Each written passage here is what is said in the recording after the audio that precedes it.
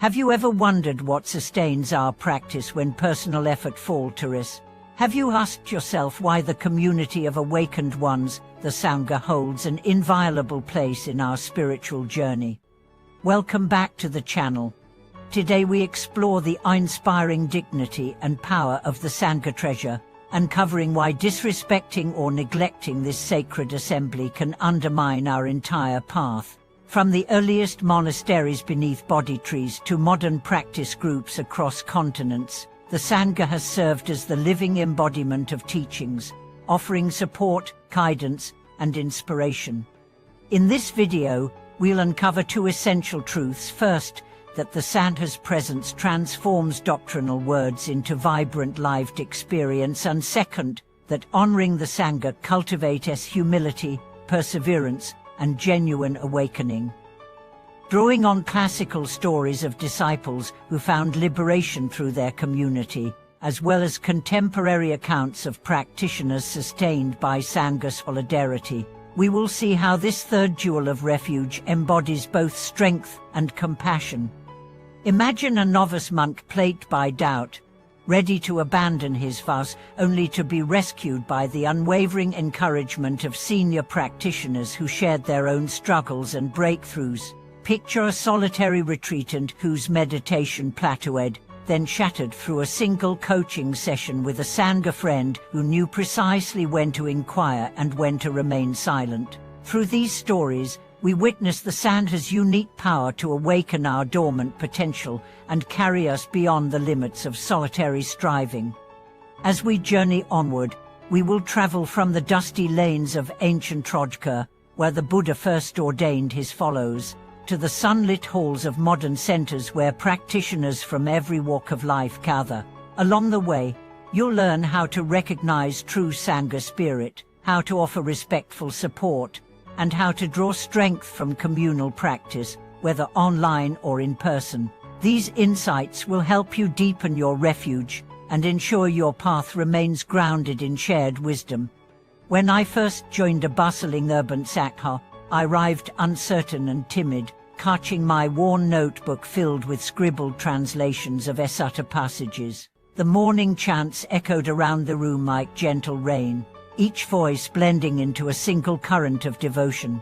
As I settled onto the cushion, I noticed a veteran practitioner, her posture upright, her eyes serene, offering bows to each corner of the altar with a grace that spoke of decades of practice. After the service, she welcomed me with a warm smile and invited me to sit beside her. Over cups of simple tea, she shared stories of her early struggle, how she once doubted the efficacy of communal practice when her meditation stagnated, how she felt lost in the silence of the retreat hall until a Sangha elder reached out with a guiding word. Her account resonated deeply. It impressed upon me that the Sangha is not merely a backdrop for solitary practice but a living organism of shared care, where each member's insight and vulnerability nourish the whole.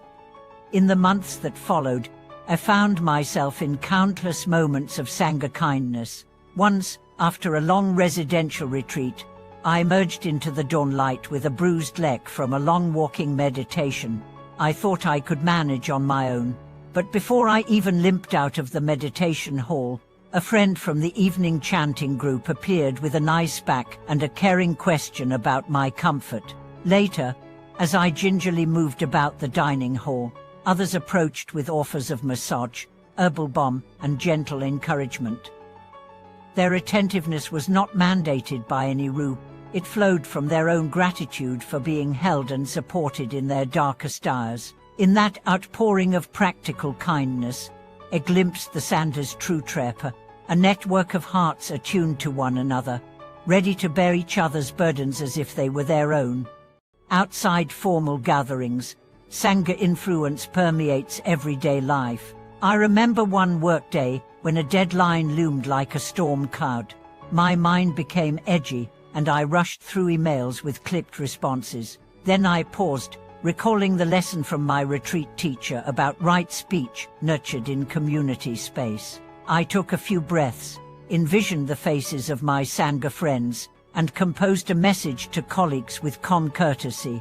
The tension in my shoulders eased and even my clients responded with renewed patience. This small shift reminded me that the Sangha's echo travels far beyond temple walls, shaping how we engage the world with dignity and care.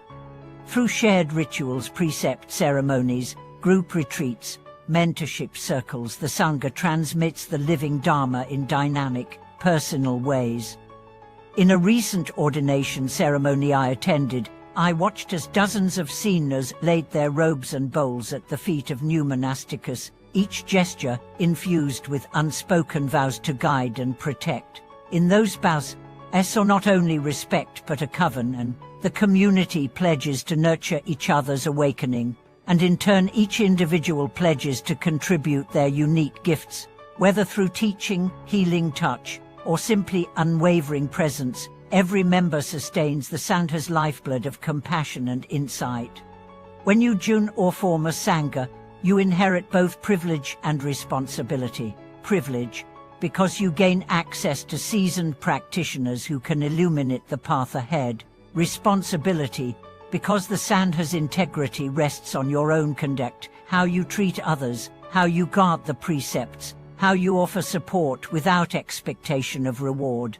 I learned this lesson during a communal workday at a rural monastery. Tasked with clearing brush under the hot sun, I grumbled at the discomfort and withdrew inwardly. A young novice noticed my mood and, without reproach, quietly offered to share their water bottle and remind me of the merit of joyful effort. Their simple act sparked a transformation in my heart. I began to view the labor as a practice opportunity rather than mere toil, bowing to each tree I cut and dedicating the merit to all beings. In that moment, I recognized that Sangha members are mirrors reflecting both our shadows and our light, guiding us toward greater kindness. As you reflect on your own path, consider the Sangha treasure not as a static institution, but as a living field of interconnected hearts. Seek out communities that honor sincerity over show, depth over dogma, and mutual care over personal gain. Offer your presence generously, attend group sittings, volunteer for supportive roles, share your struggles and breakthroughs with equal openness. In doing so, you become not only a beneficiary of the Sangha's grace, but a steward of its enduring legacy, ensuring that future generations of seekers will find the same refuge and inspiration that you have been blessed to receive. Thank you for watching this video.